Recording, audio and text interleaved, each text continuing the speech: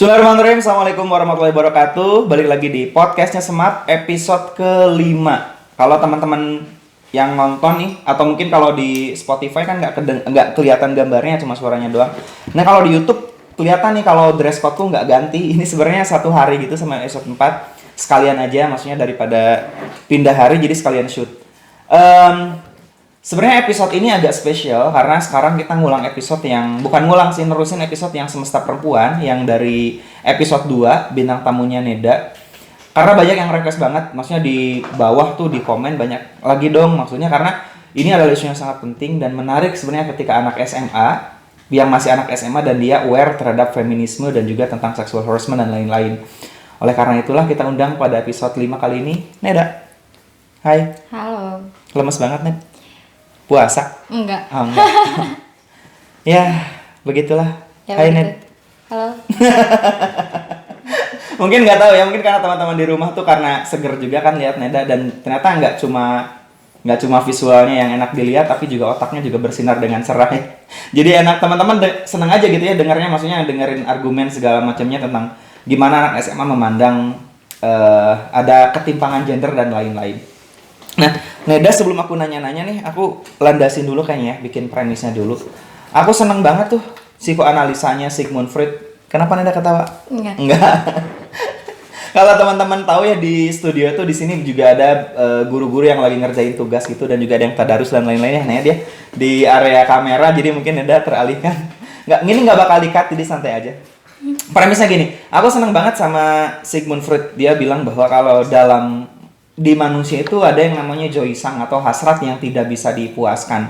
Dan hasrat itu tuh dia nggak punya batasan gitu. Jadi semakin kita ngasih makan semakin dia gede gitu ukurannya.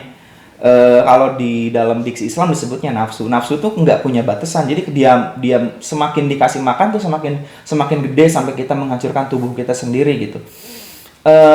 Kalau di pawayangan itu namanya kantong Petruk gitu. Kantong Petruk tuh kan di kisah pawayangan tuh bolong ya. Jadi semakin dimasukin sesuatu tuh dia nggak ada batasannya, nggak ada puasnya, tetap aja bolong gitu.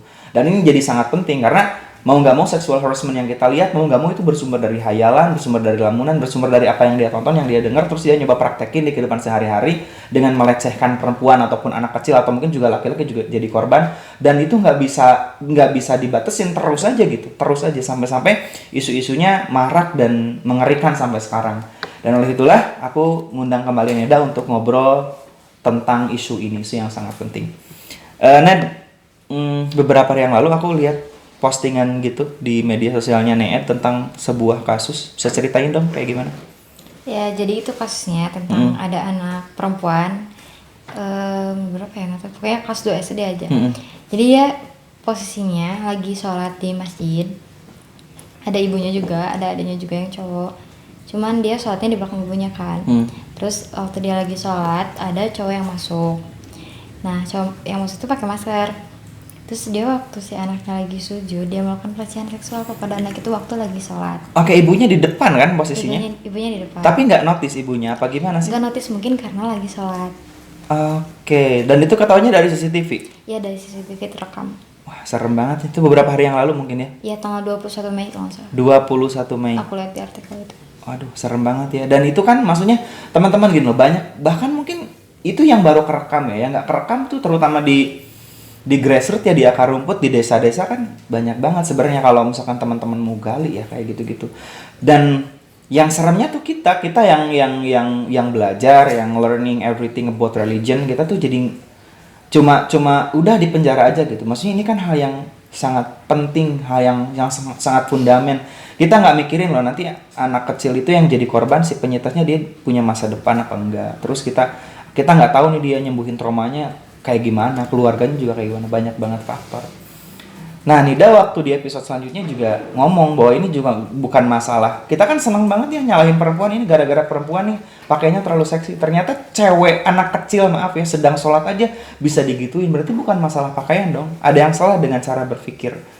Ya mungkin di kasus itu laki-laki, tapi mungkin di banyak kasus lagi banyak yang lain-lainnya. Nida kasih pandangan dong tentang solusinya gimana sih menurut Neda nih hal yang kayak gini-gini tuh? Yang pertama sih harus ada pengenalan sex education dari dini. Oke. Kayak misalnya dari umur TK, pokoknya umur dia bermain keluar, dia dilepas dari rumah itu harus udah dikasih sex education kan. Soalnya kita nggak akan pernah tahu apa yang orang lain lakukan kepada anak kita dan apa yang anak kita hadapin saat di luar kan. Makanya kita harus membekali anak kita yang namanya sex education. Kayak misalnya di umuran TK, misalnya ini nih bagian tubuh ini yang nggak boleh dipegang sama orang lain. Terus kalau misalnya ada yang melakukan hal tradisional, kita langsung bereaksi, maksudnya langsung entah itu melaporkan, entah itu misalnya menindaklanjuti. Jadi Itu jangan gimana? cuek-cuek aja ya. Jangan cuek-cuek aja. Oke, berarti yang pertama tuh sex education. Neda, masyarakat tuh suka salah nggak sih ngertiin sex education tuh? Iya, salah. Dikiranya tuh tutorial hubungan intim, enggak. Sex education tuh ya dia talking about toolsnya, talking about alat yang jadi reproduksinya ya, maksudnya harusnya orang tua atau guru di TK tuh udah ngajarin ada ini private part, ini space yang cuma kamu doang yang boleh pegang. Bahkan ketika kamu umur sekian, orang tua, ayah, ibu, atau mungkin juga saudara juga nggak boleh megang. Dan itu sangat penting. Dan akhirnya banyak anak-anak yang gara-gara nggak diajarin itu dia browsing sendiri, dia nyari di medsos, dan gara-gara nyari di medsos akhirnya yang munculnya ya konten-konten pornografi, bukan sex education. Jadi aku pikir ini jadi pondasi yang sangat luar biasa untuk ngeprotek dirinya sendiri. Karena kalau enggak, anak yang gak diedukasi dia bakal browsing macam-macam di handphonenya, apalagi sekarang kan tiap anak pegang handphone, akhirnya yang di browsingnya malah salah. Itu kan baunya kan pornografi, bukan seks edukasi gitu loh. Oke, selain itu apa sih, Neda? Kalau misalnya dia udah di usia remaja, di mana dia udah puber ya. Oke. Orang tua tuh harus mengajarkan bahwa di saat-saat puber itu dia pastikan maksudnya berhubungan dengan lawan jenis dalam konteks emosional. Maksudnya kayak gimana? Dalam konteks emosional maksudnya pacaran, terus saling suka gimana. Iya. Banyak kan remaja yang terjerumus. Jadi waktu dia istilahnya puber, dia nggak dikasih bekal sama orang tuanya bahwa ini nih batasan dengan lawan jenis. Apa aja yang nggak boleh diseberangi saat kamu entah itu punya pacar, entah itu punya orang yang kamu sukain, apa aja yang nggak boleh tersebarnya oleh orang itu gitu. Banyak kan yang aku sebel tuh kayak misalnya di umur remaja ini tuh dia pacaran. Pacaran. Nah, si cowoknya itu bilang kayak gini, kalau misalnya kamu mau terus kita pacaran, kamu harus gini. Ya, permintaan seksual lah intinya. Dan itu tuh si ceweknya karena dia nggak pengen ngelepas cowoknya, dia jadi melakukan apa yang si cowoknya minta. Dan dia juga nggak dibekali dasar dari orang tua dan lain-lainnya. Dan dia ngerasa nggak akan ada yang ngelindungin. Kalau itu salah banget kan, seharusnya dia ngomong ke orang tua terbuka. Karena ini hal yang emang benar-benar sensitif kan.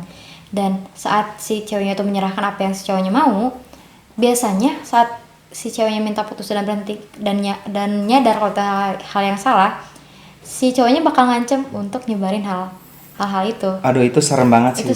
Dan maksudnya karena aku udah lewat ya masa remaja, jadi kadang hal kayak gitu tuh jadi apa ya, jadi sesuatu yang nggak kepikirin gitu. Mungkin karena Neda di usia SMA ya, dan mungkin masih ada beberapa maksudnya di internet juga banyak info-info kayak gitu, jadi agak notice-nya jauh lebih gede. Neda gini, yang pertama poinnya tadi adalah orang tua tuh harusnya lebih notice. Orang tua jadi rumah, orang tua jadi nanya, kamu jatuh cinta apa enggak? Itu penting loh. Maksudnya ketika orang tua nggak jadi rumah, dia curhatnya malah jadi ke tempat yang salah, ke teman-teman nongkrong yang salah. Tapi ketika ibunya jadi rumah dan dia nyaman, ibunya tuh akan ngasih tips-tips, karena mau nggak mau ibunya sudah ada di mercusuar yang tinggi dan dia udah mengalami semua itu kan, masa-masa remaja. Akhirnya orang tua bisa nyuntikin tuh, ini kamu, tubuh kamu berharga, harusnya nggak boleh ini. Cinta itu nggak apa-apa, itu dorongan positif selama kamu ngikutin rulesnya. Terus energinya kalau bisa dipakai buat belajar segala macam. Jadi ada, tapi kalau orang tua nggak jadi rumah ya, maksudnya orang dewasa nggak jadi rumah, akhirnya dia bisa curhat ke tempat yang salah. Terutama betul kata Neda tadi, ketika laki-laki juga tidak teredukasi dan dia ngancam terhadap perempuan dengan embel-embel cinta, dan perempuan juga mungkin labil karena usia SMA, akhirnya bisa terjadi hal seperti itu. Oke, obrolan ini mungkin seolah-olah tidak pantas ya. Justru ini menurut aku sangat-sangat penting loh nih Ed. Karena justru ketika ada obrolan ini, orang-orang tuh jadi banyak yang notice bahwa di SMA itu maksudnya teh, apalagi yang tidak di pondok. Kalau di pondok kan jauh lebih bagus ya, controlling, ngaji segala macamnya. Kalau yang di luar pondok tuh kan jauh lebih free, Bebas. jauh lebih bebas, dan bentengnya tuh, bariernya tuh nyaris nggak ada gitu, kecuali diri sendiri. Jadi yang pertama, orang tua harus jadi rumah untuk anaknya curhat, dan yang kedua tadi, yang perempuan tuh kalau sudah dikasih dasar oleh orang tuanya, dia jadi tahu nih yang mana asmara, yang mana real love gitu, cinta yang sejati. Karena cinta sejati itu kan nggak butuh jual beli yang berbau tubuh gitu. Oke, baik teman-teman, kenapa Neda maksudnya kayak berani ya ngobrol tentang pacaran segala macam? Karena kayaknya Neda nggak pernah pacaran ya selama SMA, bener nggak sih? Oke, mungkin yang suka banyak ya, tapi ditolak semua. Serius, pas SMA tuh bener-bener nggak pernah berhubungan secara pacaran, maksudnya kayak gitu-gitu ya. Makanya mungkin Neda pede-pede aja ngobrol tentang kritik sosial, terutama pacaran dan lain-lain. Sekali lagi, ini semacam isu receh yang kok nggak pantas ya ngobrolin pacaran. Justru ini sangat-sangat penting justru. Kalau kita nggak aware tentang isu ini, anak-anak tuh jadi nggak tahu gitu. Seolah-olah pacaran yang lepas kendali itu jadi biasa aja. Itulah kenapa di podcast ini aku berani ngobrol tentang pacaran yang itu mungkin sudah biasa di dunia remaja. Dan aku Neda kenapa diundang, karena Neda sama sekali, Neda aware tentang isu tentang feminisme, dan dia juga praktisi. Maksudnya dia tidak pernah melakukan, maksudnya kayak pacaran gitu, dia sangat menjaga baik pola pikirnya dan lain-lain. Neda sekarang kasih pandangan dong sekali lagi tentang betapa pentingnya isu ini. Sekarang aku mau nyoba dengerin Neda aja gitu tentang gimana pentingnya kita sebagai masyarakat aware terhadap isu ketimpangan gender dan juga tentang sexual harassment dan lain-lain. Sebenarnya saat kita tumbuh menjadi remaja, yang paling penting itu sebenarnya prinsip. Jadi yang akan menjaga kita dari hal luar yang akan masuk ke dalam diri kita itu salah satunya prinsip. Okay. Karena saat prinsip kita udah punya, dan ada istilahnya ada teori-teori lain atau pemikiran-pemikiran lain dari luar saat masuk ke tubuh kita atau ke pemikiran kita, karena kita udah punya prinsip, jadi kita nggak akan pernah yang namanya menelan mentah suatu informasi atau suatu teori. Okay. Jadi kita bisa menyesuaikan. Ya misalnya, walaupun aku adalah aku gak tahu sih udah bisa disebut seorang feminis sebelum, cuman aku menyetujui beberapa pemikiran feminis. Cuman aku gak seluruhnya setuju gitu, karena aku pun punya prinsip sendiri. Jadi ada beberapa poin feminis yang aku kurang setuju. Boleh dong diobrolin. Kayak misalnya gay, kayak itu LGBT. Karena memang di dalam agama sendiri itu dilarang kan ya. Jadi aku juga nggak bisa mengatakan kalau hal itu adalah hal yang diwajarkan dan diperbolehkan. Tapi aku mengerti gitu. Yang namanya LGBT itu ya mereka manusia juga. Aku lebih memihak kepada hak asasi mereka sebagai manusia, di mana para LGBT itu berhak untuk mendapatkan posisi sosial, kayak misalnya layak mendapatkan pekerjaan, layak mendapatkan hidup yang sejahtera. Itu mereka layak karena mereka seorang manusia, dan Tuhan pun pasti bakal adil menurut aku. Neda, aku boleh masuk dulu kayaknya ya. Aduh, ini yes, itulah kenapa aku selalu kagum ya sama pola pikir anak-anak SMA yang jauh sebenarnya dari masanya. Neda itu sebenarnya satu pikiran dengan Shalon bin Habib. Aku kan senang banget baca buku ya. Shalon bin Habib bilang bahwa maksudnya kayak Neda tadi, dia tidak setuju dengan praktek LGBT. Cuma dia kasihan terhadap pelaku itu karena mungkin ada luka di dalamnya, ada dia juga banyak sekali hak yang dia yang tidak bisa dia ambil karena mungkin diskriminasi apa segala macam. Jadi Neda sendiri tadi bilang tidak setuju dengan praktek LGBT karena itu bertentangan dengan agama kita. Dalam Al-Quran, hadis segala macamnya tidak dibolehkan LGBT. Cuma sebagai manusia dia juga butuh dirangkul, butuh disembuhkan dengan cara dengan cara kita touch, dengan cara yang baik ini gitu, tidak dengan mengutuk, tidak mengancam dengan diskriminasi, apalagi dengan tindakan-tindakan yang keras dan lain-lain. Shalon bin Habib sebenarnya dia neliti di berbagai macam negara, termasuk di Indonesia, ada di Aceh juga, di Mesir juga ada, terhadap perlakuan diskriminasi. Jadi dia juga tidak setuju mungkin dengan LGBT, tapi yang jadi masalah kita yang seolah-olah strike dan kita bisa ngelakuin hal yang semena-mena terhadap itu, bisa dipukulin apa segala macam. Dan Neda ya nggak setuju juga kan kayak gitu. Maksudnya nggak setuju dengan LGBT, tapi ketika pelaku LGBT-nya kita tindas juga itu nggak baik juga gitu. Yang namanya gimana ya? Kan LGBT itu salah ya di dalam agama. Dan kalau menurut aku di saat kita melihat saudara kita yang salah itu seharusnya kita rangkul kan. Oke. Jangan kita malah menjudge mereka dengan kata kamu pendosa, kamu Ahli penzina." neraka Iya, gitu, ahli gitu. neraka itu kan yang tadinya pertama udah sakit gitu istilahnya makin sakit hati lagi dan malah menjauh dari kita saudaranya yang justru seharusnya membenarkan mereka. Aduh, keren banget. Neda, kita selaras banget ya sama, kan di Darussalam tuh ada Pak Kiai kita Allahyarham bilangnya dirangkul jangan dipukul. Mungkin itu yang Neda coba praktekkan. Maksudnya saudara-saudara kita yang masih terjerembab dalam lingkaran itu, yang mungkin dia sendiri bingung pengen lepasnya kayak gimana. Nah, kita jangan mukulin, maksudnya dalam segi apapun itu, tapi kalau kita rangkul kan, kita bikin asosiasinya, kita bikin, aku nggak tahu istilahnya apa ya, wisma atau apalah, aku nggak tahu, pokoknya ada tempat mereka untuk berbagi tentang curhat, tentang traumanya segala macam, dan kita rangkul, aku yakin lukanya yang ngebuat dia jadi kayak gitu bisa sembuh lama-lama perlahan-lahan ya. Deketin deh, pokoknya jangan pernah menjudge hal itu dari luar karena kita kan nggak pernah tahu apa yang pernah dia lalui selama dia hidup tuh seperti apa. Oke, bener banget sih. Jadi menurut aku justru kita nih sebagai saudaranya sesama muslim, misalnya ada saudara sesama muslim kita yang misalnya menyimpang. Nah, kita seharusnya malah harusnya mendekati kan kayak gimana ceritanya di balik kejadian itu. Kita seharusnya kayak gitu, jangan malah menjudge dan menghina karena bagaimanapun dia tetap manusia.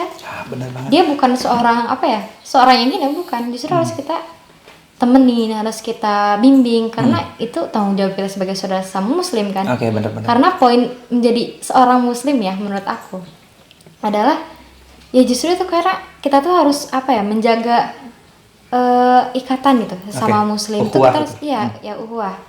Jadi kayak gimana ya, malah kalau kata aku ada beberapa praktisi entah itu tokoh publik agama ya yang malah istilahnya malah mukul mereka gitu, mukul dalam artian kata-kata atau argumen yang bikin mereka jadi traumatis gitu kan.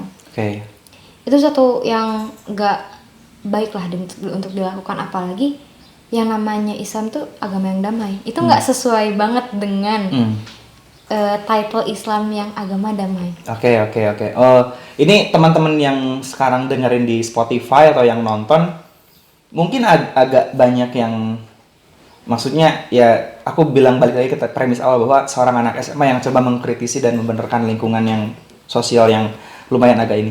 Neda tadi bilang bahwa mungkin ada beberapa 1-2 yang tokoh atau mungkin siapa yang punya sentral di bidang dakwah semacam itu, tapi agak sedikit memojokkan. Nah, menurut tafsirnya Nida atau mungkin juga kita kayaknya lebih keren atau lebih bagus ketika para korban atau orang-orang yang masih terjebak di lingkaran itu kita rangkul, kita tanya dengan baik-baik, karena sekali lagi penyakitnya kita tuh selalu jadi istilahnya aku bilang suka gini, kita sesama murid tapi suka ngasih rapot ke murid lain. Maksudnya tahu nggak sih, padahal rapot itu hanya diberikan oleh guru kepada murid. Maksudnya gini, kita lupa kalau dalam Islam tuh ada diksi yang sangat bagus, yaitu wallahu alam bisawab. Tapi kita selalu merasa kalau kita benar ya kita berhak ngelakuin bebas sesuatu kepada orang yang kita nggak anggap benar gitu. Mungkin persepsi. Ya persepsi, dan kita karena saking yakinnya terhadap tafsir kebenaran yang kita pakai, kita jadi mengkafirkan seorang yang punya tafsir berbeda. Ini teman-teman pasti agak kaget ya, anak SMA kok dalam banget dialognya sampai ke situ, dan aku pikir ini sangat-sangat bagus untuk kita dengerin, sangat-sangat bagus untuk kita perjuangkan bahwa terutama dalam bidang dalam bab LGBT tadi ada sesuatu yang salah, something wrong, tapi tidak kita pukul, tidak kita kerasi, tapi kita coba untuk aware, kita dekatin, kita influence dalil-dalil yang bagus supaya dia tidak terjerembab lagi dengan cara dia mungkin juga curhat segala macam tentang sesuatu yang kita nggak tahu di hidupnya apa aja gitu. Nah, satu lagi Neda tadi di awal Neda bilang tentang prinsip ya. Iya. Aduh, anak SMA tuh biasanya dia nggak punya prinsip loh. Maksudnya tuh fluktuatif gitu aja. Dia nonton film Korea tentang dokter, pengen jadi dokter coba. Kalau yang ditonton film Korea tentang jaksa, pengen jadi jaksa. Jadi dia sama sekali identitasnya tuh bisa diisi ulang tergantung film yang ditonton. Jadi ketika Nida anak SMA bilang prinsip, keren sekali sih. Bahkan Neda bilang bahwa tadi Neda emang suka feminis tapi nggak ditelan mentah-mentah juga kan. Buktinya nggak setuju LGBT. Itu yang jadi luar biasa gitu. Biasanya kalau anak SMA mengadaptasi pemikiran ditelan mentah-mentah aja gitu. Tapi karena sekali lagi Neda bilang tadi selain seks edukasi, kita juga sebagai anak SMA ya. Bukan aku udah om-om. Maksudnya bagi teman-teman yang masih anak SMA, prinsip itu sangat-sangat penting biar teman-teman nggak gampang goyah gitu. Dan akhirnya Neda pun bisa ngebuktiin anak SMA nggak pacaran juga it's okay gitu, tetap bisa keren kok, nggak harus pacaran dengan gitu-gitu murah-murahan gitu. Dan Neda juga bisa ngebuktiin itu. Apalagi sih selanjutnya? Aku kebanyakan ngomong deh kayaknya. Ya intinya prinsip itu bakal menjadi benteng sih. Karena di pergaulan sekarang kalau kita nggak punya prinsip itu kita tergerus, bener-bener tergerus. Jadi kita terus punya porsi di mana bergaul itu seperti apa. Jadi saat kita bergaul atau bersosialisasi dengan prinsip itu kita nggak akan terjerumus. Jadi sekarang kan yang aku lihat ya dari anak-anak seumuran aku, karena dia bahan bacaannya novelnya tentang istilahnya kayak kisah romantis. Oh, teen lead romance gitu ya standarnya ya. Kan banyak banget nih kayak tokoh utama cowoknya tuh yang bad boy atau yang ketua OSIS gitu ya. Ya kan? Enggak, maksudnya kan ketua OSIS kita kan nggak bad boy, pria soleh dong. Iya, kan misalnya banyak tipe kan. Oke, jadi akhirnya yang keinfluen di otaknya, wah tipe cowok tuh harus pemain basket, harus bad boy, harus cowok idaman gitu. Cowok idaman. SMA tuh harus penuh dengan kisah romantisme gitu kan. Okay. Padahal nggak kayak gitu. Karena menurut aku waktu SMA itu seharusnya kalian nyari temen loh, nyari sahabat gitu. Jadi udah senang-senang aja, kayak have fun aja sama teman-teman, nggak usah mikirin kayak gituan karena yang namanya kisah cinta itu bakal datang sendirinya gitu di saat waktu yang udah tepat. Yang namanya ya maksudnya menurut aku ya cinta itu ada tanggung jawab. Kalau misalnya sekiranya kita belum siap, kenapa harus ngelakuin? Karena itu pada hakikatnya cinta juga menyakitkan kan. Jadi kalau misalnya udah siap jatuh cinta, berarti harus udah siap disakitin atau udah siap untuk sakit hati lah gitu. Waduh, itu bisa ditulis di quotes ya, kalau cinta itu tanggung jawab. Makanya mungkin kalau Neda berasa belum siap memegang tanggung jawab yang gede itu, ya mending jangan dulu aja gitu. Ya karena berat sih. Karena berat, karena memang teman-teman, nah itu ya karena mungkin teman-teman SMA tuh kayak Neda tadi agak 1-2 aja yang punya prinsip, akhirnya ya gitu. Dia baca novel apa, keinfluen terus dilakuin segala macam. Padahal ya akhirnya ya fokus belajar segala macam jadi berkurang juga. Harus ada realita. Harus ada realita. Gini ya, karena kenapa aku selalu ngetip buku, karena aku emang suka baca buku. Dan apa yang Neda obrolin tadi itu sesuai dengan literasi. Neda bilang yang ngejaga pikiran kita itu prinsip. Tahu nggak itu kata-kata siapa, Neda? Siddhartha Gautama. Siddhartha bilang begitu, yang ngejaga kita tuh bukan bodhisatwa, maksudnya bukan dewa, bukan apa, tapi prinsip pikiran. Kalau pikiran kita jernih dalam situasi apapun, kita nggak bakal terluka, nggak bakal nggak bakal keseret. Jadi aku cuma wah ini dari ya meskipun mungkin Neda nggak lewat literasi tapi lewat pengalaman pencercapan ya. Tapi apa yang Neda obrolin tuh sesuai dengan literasi. Jadi waduh keren banget ya, keren banget sih. Neda, aku yang terakhir nih pengen belajar lagi nih, karena sekali lagi aku laki-laki, aku susah banget memahami perempuan seperti apa sebenarnya. Jadi caranya aku hanya baca buku tentang feminisme sama ngobrol atau dengerin Neda kayak gini. Soalnya apa lagi nih selain tadi yang Neda obrolin? Apalagi maksudnya tentang remaja atau tentang sosial atau kita harus sadar diri sih, maksudnya menyesuaikan diri itu penting ya. Karena kita di masyarakat yang memang belum siap dengan adanya pemahaman bahwa tidak perawan itu tidak masalah. Nah makanya kita harus menyesuaikan diri. Berarti kita harus menjaga harga diri kita sebagai manusia atau sebagai perempuan ya. Karena perempuan tuh kalau misalnya udah udah kecoreng namanya tuh susah banget buat balik lagi, buat recovery itu susah banget. Makanya cegahlah sebelum udah cegahlah sebisa mungkin, karena ini bakal susah banget kan. Yang namanya persepsi orang itu susah banget untuk diubah kalau misalnya dia belum sadar apa yang dia katakan itu sebenarnya menyeleweng dari fakta. Jadi stop berpikir liberal itu suatu yang harus ditetapkan di masyarakat ini, karena masyarakat kita tuh belum siap dengan hal liberal itu. Jadi memang aku juga berpikiran bahwa ya kan kita manusia khilaf kan, pernah khilaf pasti. Itu hal yang normal dan hal yang perlu dimaafkan. Kalau misalnya ada perempuan yang sudah tidak perawan karena kesalahannya misalnya, atau karena masalahnya seperti apa, seharusnya memang kita sebagai masyarakat dan manusia bisa memaafkan karena Tuhan pun memaafkan. Cuman poinnya ada di masyarakat, karena masyarakat kita belum siap dengan pemikiran seperti itu. Kita juga harus menyesuaikan diri, karena kita tumbuh di lingkungan yang namanya budaya itu masih kental kan. Dan kita tuh harus bisa menyesuaikan diri. Kan banyak anak-anak remaja yang contoh misalnya tinggal di ibu kota, dia benar-benar tergerus dengan yang namanya pemikiran liberal. Oke. Tapi dia lupa apa yang dia tinggal itu lingkungan seperti apa. Oke. Jadi dia terlalu memaksakan diri untuk menjadi liberal agar terlihat keren seperti anak-anak Amerika. Oke. Tapi dia lupa dia tinggal di mana. Jadi kita juga harus memantaskan diri sih. Seperti apa yang harus kita lakukan dan apa yang harus kita pikirkan. Itu harus matang-matang kita pikirin.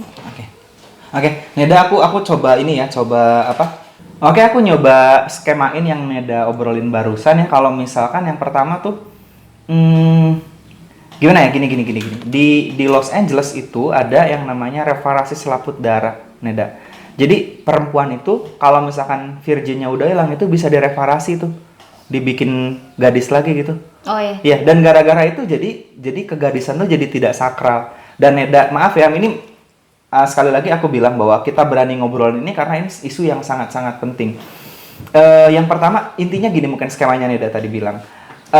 Stereotip di masyarakat kita seperti itu karena mau nggak mau kita culture timur, kita bukan orang Amerika yang harus selalu liberal banget juga, yang too much kan stroke juga nggak baik juga gitu. Tapi ketika ada musibah, naudzubillah min dzalik, ketika seorang gadis dilecehkan dan segala macam, kita jangan ngutuk orang itu, maksudnya gitu kan. Jadi kata Nida tadi, sebagai perempuan kita harus punya prinsip sehingga kita nggak tersentuh kecuali sama orang yang mungkin nanti sudah halal, yang sudah mencintai kita dengan tulus, sudah ada ikatan yang sah, baru boleh nge-touch kita. Sisanya kita harus punya prinsip gitu. Dan itulah kenapa kita jangan sok-sokan liberal yang udah maksudnya bisa sebebas-bebas mungkin, juga itu nggak baik juga. Tapi ketika ada musibah dan perempuan jadi korban, kita jangan ngutuk. Intinya gitu mungkin ya Nida ya. Gitu.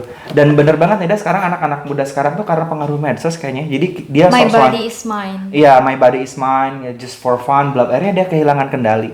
Dan setelah itu mungkin dia, aku nggak tahu ya apakah dia akan nyesel di masa tuanya atau kayak gimana gitu. Itulah kenapa kata Neda tadi, prinsip itu yang melindungin kita, pikiran kita yang melindungin kita. Jadi kita nggak terbawa seenak-enaknya zaman. Pengaruh medsos juga tinggi banget sih ya. Banget. Harus menahan diri sih karena istilahnya sehebat apapun kita berpikir, jika masyarakat belum siap, ya kita harus nahan. Karena bagaimanapun pemikiran kita tuh nanti kan imbasnya ke masyarakat. Kalau misalnya malah pemikiran kita ini malah bertolak belakang dengan masyarakat dan masyarakat belum siap, ini bakal dijadiin istilahnya bukan malah menjadi solusi, malah jadinya bencana lagi gitu. Disangkanya kita malah istilahnya kamu kafir, kamu apalah gitu kan biasa ya. Makanya harus ada, kita tuh menahan diri. Jadi jangan sampai kita tuh kayak mengutuk, dan kultur kita tuh sangat misalnya kuno, nggak gitu, karena masyarakatnya masih belum siap aja. Mungkin ada saatnya kita emang melepas bagaimana pemikiran kita seperti apa. Ada waktunya, mungkin bukan saatnya sekarang ya, tapi nanti. Aduh, aku jadi tiap Nida ngobrol tuh maksudnya gini loh. Biasanya anak-anak remaja ketika punya pemikiran baru, eksistensinya tuh muncul. Aing gitu. Aku sudah baca banyak buku, sudah berefleksi. Ya ini emang masyarakatnya aja yang belum berkembang. Aku tuh sudah berpikir jauh, dan dia jadi terpisah gitu dari masyarakatnya. Dan Rendra juga ngutuk itu. Jadi ngapain kita kuliah tinggi, ngapain kita sekolah lama-lama, pas ke masyarakat kita jadi orang asing. Kita jadi utopis, yang kita obrolin itu jadi nggak nyambung sama warga gitu. Dan mungkin itu yang Neda bilang bahwa oke, kita harus berpikir bagus, berpikir kritis, tapi kita juga jangan nyalain masyarakat yang mungkin berpikirnya sekarang masih kolektif apa segala macam. Kita punya waktunya sendiri, dan sebagai orang timur kita harus itu. Neda, sebelum aku tutup nih, karena kita kayaknya udah over duration, tapi ngapa, it's okay, orang deep banget pembahasannya. Neda, kesimpulannya dong. Kesimpulannya ya yang penting itu sih prinsip itu penting, terus harus tahu batasan diri itu seperti apa. Prinsip dan juga tahu batasan diri. Kita berlogika tapi kita juga nggak ngemusuhin masyarakat juga ya. Ya, apalagi di kalangan remaja sekarang ya, aku lihat kebanyakan remaja tuh kan pengen jadi seleb ya, apalagi sekarang udah ada TikTok, udah ada Instagram. Mereka hanya menunjukkan sisi paling baik di dalam diri mereka di media sosial. Mana mungkinlah ada orang yang menunjukkan sisi buruknya di media sosial. Karena sebagaimanapun manusia ya, pasti mereka pengen terlihat baik di sosial media. Dan kalau kata aku, yang namanya sekarang lagi hype banget apa sih kata insecure. Oke. Aku insecure lihat dia putih atau gimana. Sebenarnya gimana ya? Itu kan karena influence dari media sosial ya. Karena kita kan nggak tahu apa di balik kamera itu seperti apa dia tuh. Jadi kita jangan pernah merasa diri kita rendah dibanding orang lain. Oke. Gus Baha yang bilang gitu ya, maksudnya kalau kamu mau bersyukur atau menikmati hidup, jangan bandingin kenikmatanmu dengan kenikmatan orang lain. Ya karena di IG itu kan seolah-olah hidup apa orang lain tuh kayak sempurna banget ya, dari mulai tubuhnya, uangnya. Jadi ketika dibandingin sama hidup kita yang ya udahlah nggak ada. Ya akhirnya gitu kan, banyak orang yang mental illness segala macam. Iya, kualitas kehidupan tuh bukan dinilai dari media sosial, tapi di Oke. dalam dirinya. Karena aku sendiri kan kurang suka ya menunjukkan kayak gimana-gimana di media sosial, apalagi kalau bukan orang yang dekat kan. Oke. Jadi media sosial tuh cuman untuk orang-orang terdekat aja buat aku, tapi beda kan buat orang lain Oke. itu. Media sosial mungkin buat mereka untuk bersenang-senang, tapi aku punya batasan sendiri sih di media sosial harus seperti apa. Oke. Oke, Gitu Neda makasih banyak ya. Maksudnya Neda udah ngobrol panjang segala macam, dan poin utama yang aku tangkap adalah prinsip. Itu very very important banget untuk protect our self, protect our heart dan segala macamnya. Jadi prinsip itu sangat-sangat penting. Dan Neda juga tapi nggak jadi keras kepala dan mengutuk masyarakat juga. Terakhir closing statementnya dari aku, Neda. Peci itu Soekarno bikin peci itu, aku nggak tahu, kayaknya itu dari apa sih, dari Turki kalau nggak salah, Pezi. Itu yang ngebedain antara orang Indonesia sama in the other country, orang Barat. Orang Barat tuh sangat bangga dengan keakuannya, eksistensinya, keilmuannya. Makanya dia membabi buta dengan segala macam pemikirannya yang logik. Tapi orang Timur itu, maksudnya orang Indonesia harus pakai peci, kata Soekarno, sorry. Jadi apapun yang kita pikirkan tidak sampai meledak dan membabi buta. Kita punya filter, kita punya panduan, kita punya rules tersendiri, sehingga kita berpikir logik tapi kita tidak membabi buta terhadap masyarakat. Itu aja. Neda makasih banyak, mudah-mudahan nanti banyak sekali orang yang inspirasi kayak Neda tadi, yang punya prinsip, yang nggak pacaran semasa muda tapi kepalanya, tapi otaknya, pemikirannya bisa menyinari teman-teman sesamanya. Neda makasih banyak, sampai jumpa di podcast episode 6 mendatang. Bye. Assalamualaikum warahmatullahi wabarakatuh.